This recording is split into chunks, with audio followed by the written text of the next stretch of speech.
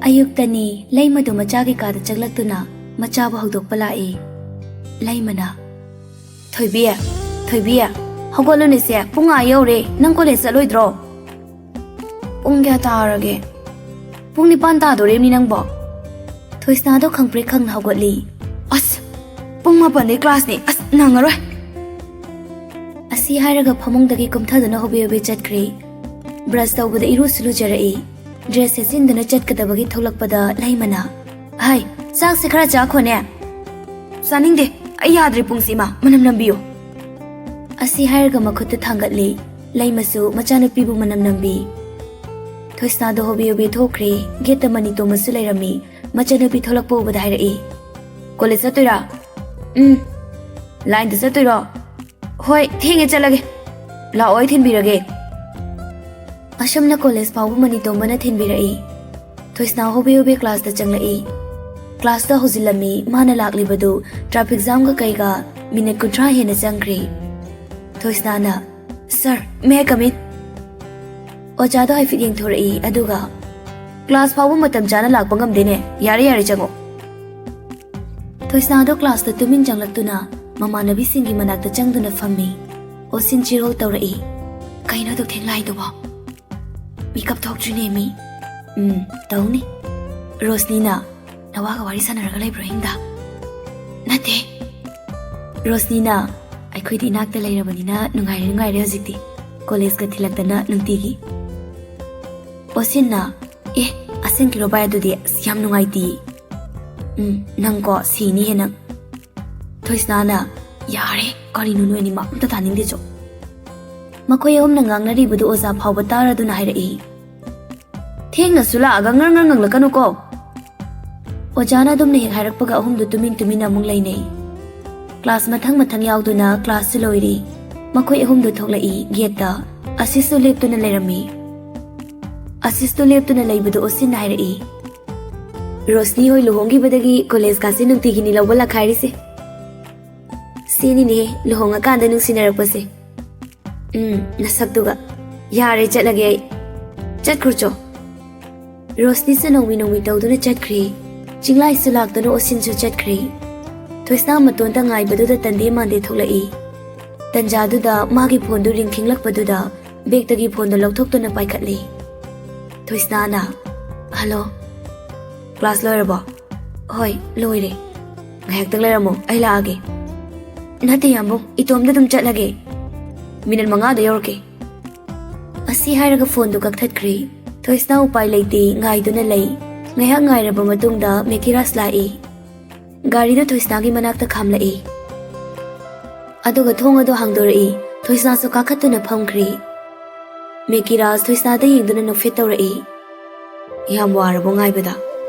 Wadida. Ngaihenbagi sorry sana. Saudi mi yambo. Achaporam sausai gi tawbanida. Hoi.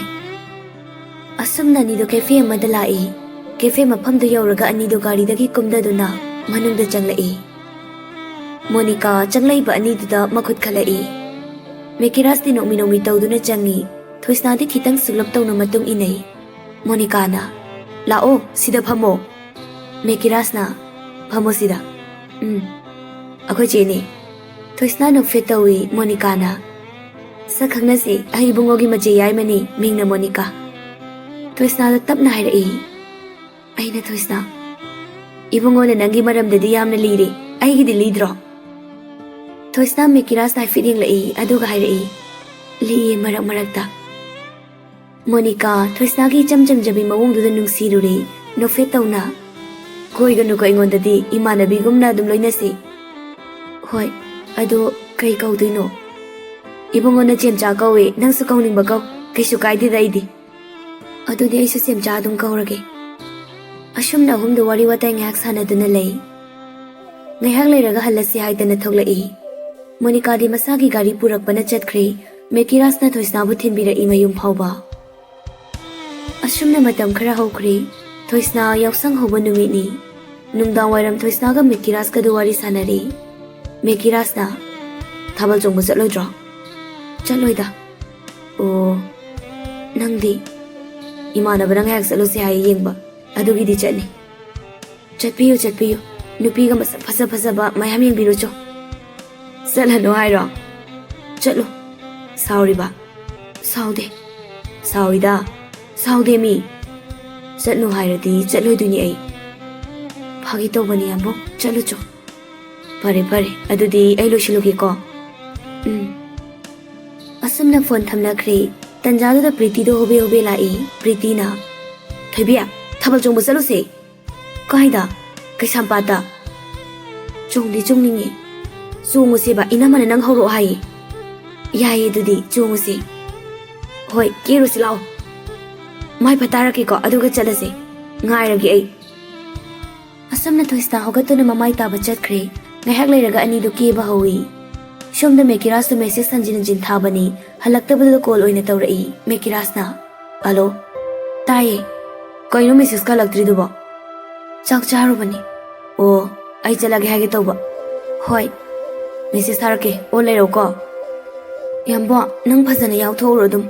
Ai yam tumninge ba tumage ba ngasidi. Narabona. Ko khitang chippa. Phare potharo. Yam hijilade haro ko. Phone thamkri Priti noktuna lei thoisana. Kaino dam noiduna. Yam haijilida. Haijindadi masu chalisidi. Horena muk thengnadana ne. Kaisu la ohe atopada mai laksani. Ado Dasri Nibas la akan thairo ko. Ai lot ke ba. Madi no yam bunga la ka do mande da. Ma palakti. Phareda as nungai ri he. Laimana. Hai, noi evolution ba loitribo. Pung nipan makhai tare ne. Lore. Asumna ani do loisinaduna thoglai. Rosi hoi makhoi punna lai. Priti ki mayamba na mafam du phawa thinbirami. Thabal jongba jangkhre ani du ngaiak chongi. Thoisna gi makhut nupa amana kanthi da pairakpaduda haifet yengthoklui. Yam phajana tumeni sidi. Kok phajana chi eba. Thoisna Mekiras oirambadu tingak yengduna lai. Thoisna pakhatna thabal jongbamdagi thokri. Mekiras inarai. Ngai khona Tanarkano haiba. Nachin thiba. Lao, nang na ko gam si haidai ne. Doctor gi manak chalusilo. Phare mi. Yaro edi. Nang nai haibani. Nang naraga ayengamoi. Lao. Asi hairaga Mekiras na khutlai thuna. Thoisna gi khudang du phakri. Thoisna wangang de tumilai. Nachin thiba ga yam hairine nang. Adu nateba. Karigi nataba. Ai chatlage. Yaroi. Tanle chalage. Anido marai kanna tawnaringai tanja aduda maningdagi mi amana. Kaino nabani na tawriduna. Mekiras tung haifil onthoktuna yenglai. Aduga thoisna gi pairamba khudangdu thadorai. Manitomba ingangak na anidogi matawduda tingak yengduna leirami. Thoisna di pakhatuna laikre. Mekiras nongmi. Isan se thabal jongbala ini bai. Manitomba machandon sinduna hangai. Kana la ibanangdia. Che Priti hoiga inamasu yawi. Salo yare songornu lamga laktana phugala kanina. Thoisna hoi haiduna chatkri. Mekiras di makhada yengduna lei. Manitomba Mekiras on sinduna. Nangna thabal jong sangkhraga swaida ke dawriba. Isando nupa kharana maming hangbagi koitan tanarami. Aduda kaino haina yenglubani. Yare law salasi. Asi hairamlaga Mekiras chatkri. Manitomba di ichingda chingnaba mangonda dumak lairi. Thoisna oisu mayumda hankre. Asumna yausang su loishinki. Numitudagi hauna Manitomba isingda chingnaba haibadu oiri. Nongma Rosi ka wari sanari. Manitomba na. Abem, kainum hangene. Kaino? Mekiras ka akoi be magase khangnabra. Rosi mapuroi bada yengduna. Kaidawre? Hairom ne hangise. Khangdida. Angang kang khalakano ko nang oina pugalakani. Aseng bai bada siradro. Kari no tamo engonda mung taina resibo. Taina banda temi aina hangisi khumlo. Mabani gi mongse ai chingda chinglei. College Mekiras na thilakpa he oi. Ho thoibi se 4th semester karabani. Tamo sune khara gyan tabi.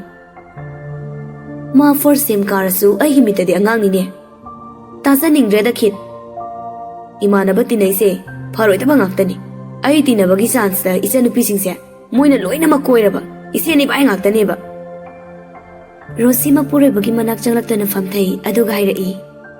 Tamo ꯑꯩꯈꯣꯏ ꯊꯣꯏꯕꯤꯒꯤꯗꯤ ꯂꯥꯏꯕꯛ ꯌꯥꯝꯅ ꯐꯔꯦꯗ ꯃꯦꯀꯤꯔꯥꯁꯀꯨꯝꯕ ꯑꯐꯕ ꯅꯨꯄꯥ ꯄꯥꯛꯅ ꯂꯩꯇꯦ ꯃꯁꯥꯁꯨ ꯃꯇꯤꯛ ꯆꯥꯏ ꯃꯕꯨꯡ ꯃꯄꯥꯎꯁꯨ ꯐꯕ ꯍꯣꯏꯅꯦ ꯃꯦꯀꯤꯔꯥꯁꯀꯤꯗꯤ ꯌꯥꯝ ꯐꯩꯗ ꯏꯆꯟꯅꯨꯄꯤ ꯃꯉꯣꯟꯗ ꯁꯤꯟꯅꯕꯗ ꯑꯩ ꯀꯔꯤꯁꯨ ꯅꯥꯆꯨꯡꯗꯦ ꯑꯗꯣ ꯑꯕꯦꯝ ꯑꯩ ꯊꯣꯏꯕꯤꯗꯤ ꯋꯥꯍꯟꯅꯤꯡꯗꯦ ꯃꯥꯅ ꯋꯥꯔꯗꯤ ꯏꯗꯣꯝꯆꯥ ꯍꯣꯏꯁꯨ ꯋꯥꯅꯤ ꯑꯩ ꯃꯗꯨ ꯌꯦꯡꯕ ꯉꯝꯂꯣꯏ ꯔꯣꯁꯤ ꯃꯄꯨꯔꯣꯏꯕꯗ ꯍꯥꯏꯐꯦꯠ ꯌꯦꯡꯗꯨꯅ ꯃꯦꯀꯤꯔꯥꯁꯅꯗꯤ ꯊꯣꯏꯕꯤꯁꯦ ꯌꯥꯝ ꯅꯨꯡꯁꯤꯕ ꯃꯥꯜꯂꯦ ꯇꯥꯃꯣ ꯑꯩꯅ ꯍꯥꯟꯅ ꯍꯥꯏꯈ꯭ꯔꯕꯗꯨꯅꯤꯅꯦ ꯃꯦꯀꯤꯔꯥꯁꯀꯤꯗꯤ ꯑꯩ ꯊꯣꯏꯗꯣꯛꯄ ꯍꯥꯏꯅꯤꯡꯉꯥꯏ ꯂꯩꯇꯦ ꯍꯥꯏꯗꯅ ꯑꯗꯨꯕꯨ ꯃꯈꯣꯏꯒꯤ ꯏꯃꯨꯡꯗꯨꯗ ꯊꯣꯏꯕꯤꯅ ꯂꯩꯔꯨꯕꯗ ꯑꯋꯥꯕ ꯅꯪꯒꯗ꯭ꯔꯥ ꯈꯟꯕꯒꯤꯅꯤ ꯀꯩꯗꯧꯕꯒꯤ ꯅꯪꯗꯣꯏꯅꯣ ꯇꯥꯃꯣ ꯋꯥꯇ ꯄꯥꯗꯅ ꯂꯩꯔꯤꯗꯨꯗꯤ ꯃꯄꯥꯟꯒꯤ ꯁꯛꯇꯝꯅ ꯃꯅꯨꯡꯗ ꯋꯥꯔꯝꯃꯣꯏꯗꯤ ꯈꯟꯒꯅꯨꯗ ꯃꯈꯣꯏꯒꯤ ꯏꯃꯨꯡꯁꯦ ꯃꯄꯥꯟꯗ ꯄꯪꯅꯨꯡꯗ ꯅꯨꯡꯉꯥꯏꯕ ꯈꯟꯕꯅꯤ ꯑꯗꯨꯕꯨ ꯃꯅꯨꯡꯗꯗꯤ ꯀꯅꯥꯅꯁꯨ ꯎꯗꯕ ꯂꯥꯟ ꯁꯣꯛꯅꯔꯤꯕꯅꯤ ꯔꯣꯁꯤ ꯃꯄꯨꯔꯣꯏꯕꯅ ꯉꯥꯡꯂꯛꯂꯤꯕ ꯋꯥꯗꯨꯗ ꯉꯥꯡꯂꯞꯅ ꯌꯦꯡꯗꯨꯅ ꯍꯪꯂꯛꯏ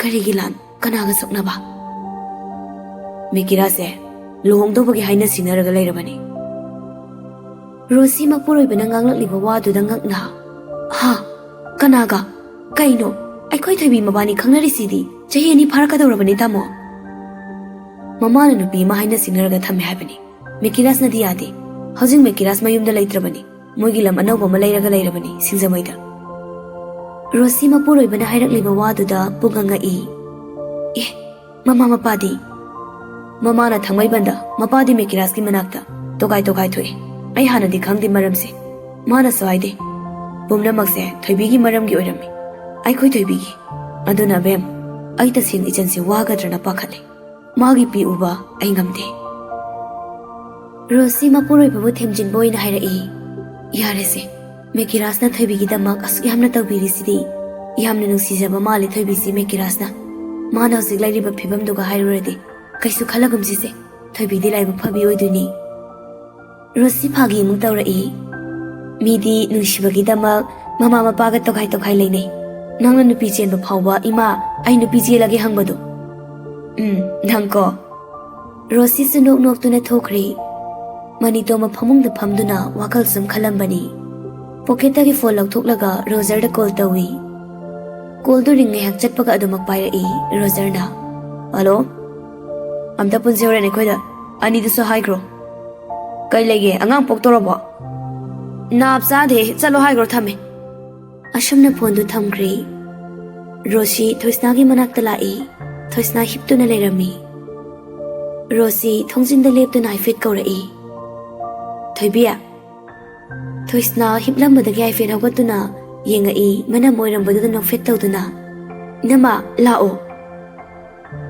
ꯀꯣꯂꯦꯖ ꯆꯠꯇ꯭ꯔꯕꯣ ꯅꯪꯕꯣ ꯑꯦꯛꯖꯥꯝ ꯇꯧꯔꯤꯌꯦ ꯑꯗꯨꯒꯤꯅꯦ ꯉꯟꯅ ꯊꯣꯛꯄ ꯉꯁꯤꯗꯤ ꯑꯣ ꯀꯩ ꯂꯩꯔꯒꯦ ꯏꯅꯝꯃ ꯀꯩꯅꯣꯝꯃ ꯍꯥꯏꯕꯤꯒꯦ ꯇꯧꯕꯅꯤꯗ ꯀꯩ ꯋꯥ ꯔꯣꯁꯤ ꯉꯁꯥꯏꯒꯤ ꯋꯥꯔꯤ ꯃꯌꯥꯝꯗꯣ ꯊꯣꯏꯁꯅꯥꯗ ꯇꯝꯃꯤ ꯊꯣꯏꯁꯅꯥ ꯋꯥꯔꯤꯗꯨꯗꯪ ꯇꯥꯕꯗ ꯃꯃꯥꯏꯗꯣ ꯕꯪꯕꯪ ꯁꯥꯒꯠꯂꯦ ꯊꯣꯏꯕꯤ ꯅꯨꯡꯁꯤꯔꯦ ꯍꯥꯏꯗꯅ ꯅꯨꯡꯁꯤꯕꯕꯨ ꯌꯥꯝ ꯂꯥꯏꯅ ꯄꯤꯊꯣꯛꯀꯅꯨꯀꯣ ꯅꯨꯄꯥ ꯍꯥꯏꯁꯤꯗꯤ ꯅꯨꯄꯥꯅꯤ ꯇꯝꯕ ꯉꯝꯗꯦ ꯇꯥꯃꯣꯅ ꯅꯪꯒꯤ ꯌꯥꯝꯅ ꯋꯥꯍꯧꯏ ꯍꯣꯏ ꯅꯝꯃ ꯑꯗꯣ ꯇꯥꯃꯣꯅ ꯑꯩꯕꯨ ꯌꯥꯝꯅ ꯆꯩꯕ꯭ꯔꯥ ꯆꯩꯗꯦꯗ ꯀꯩꯗꯧꯕꯒꯤ ꯆꯩꯗꯣꯏꯅꯣ ꯃꯊꯪ ꯊꯥꯗꯒꯤꯗꯤ 5th ꯁꯦꯃꯤꯁꯇꯔ ꯀꯥꯒꯗꯧꯔꯁꯤꯕꯨ ꯑꯗꯣ ꯅꯕꯥꯅꯤ ꯈꯪꯅꯔꯛꯏꯁꯤ ꯆꯍꯤ ꯀꯌꯥ ꯁꯨꯔꯒꯦ ꯆꯍꯤ 2 ꯁꯨꯈ꯭ꯔꯦ ꯑꯦꯅꯤꯚꯔꯁꯔꯤꯒ ꯇꯧꯗ꯭ꯔꯣ ꯃꯥꯅ ꯇꯧꯁꯦ ꯍꯥꯏꯌꯦ ꯑꯩꯅ ꯇꯟꯕ ꯑꯦ ꯀꯩꯒꯤ ꯅꯪꯗꯤ ꯏꯅꯝꯃ ꯌꯥꯝ ꯏꯀꯥꯏꯌꯦ ꯈꯦꯠꯅꯃꯟꯕꯁꯤꯗ ꯑꯩ ꯌꯥꯝ ꯏꯀꯥꯏ ꯀꯩꯁꯨ ꯈꯜꯂꯨꯅꯨꯍꯦ ꯑꯗꯨꯒꯨꯝꯕꯗꯣ ꯁꯤꯁꯦ ꯋꯥꯈꯜ ꯅꯨꯡꯉꯥꯏꯅ ꯂꯩꯗꯧꯅꯤ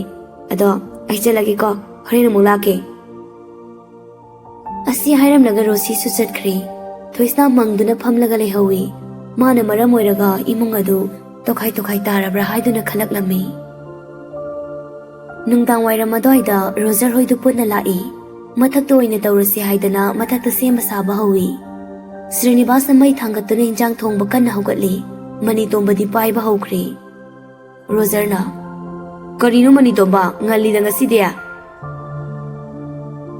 ꯈꯔ ꯌꯥꯝ ꯊꯛꯀꯦ ꯉꯁꯤꯗꯤ ꯑꯩ ꯃꯤ ꯈꯔ ꯉꯥꯡꯒꯦ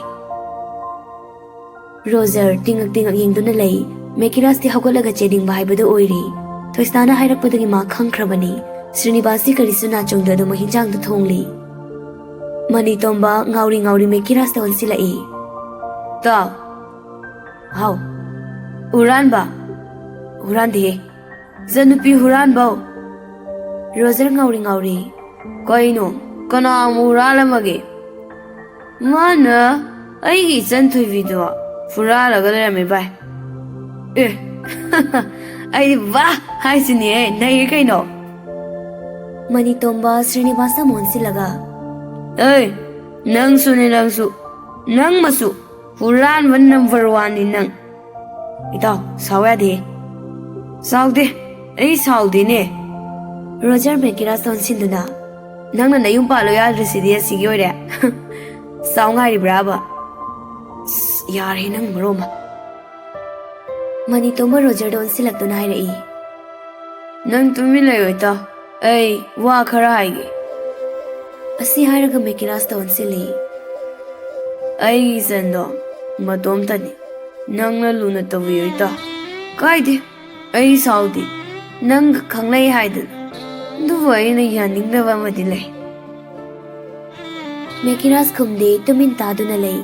Manito masungawra pa ni na haiba yabawa yadabawa karimata khandri. Makatarai. Noigi imungda tawriba niyomdo suya yaningde. Nang imungda kari hai. Isa na mapitaraga layhawduro. Mekiras manitombada ay fiting lai. Kumbadi kumde Srinivasa tumin tado na lay. Manitombada. Mekiras. Bye. Nang ay naifasi tafra. Ay naitom sa pisanse. Nang luna tawgada bane. Mamitagi mapita bayaroy. Yari, wadribo, loshilasi. Asumna numitumasu haukri.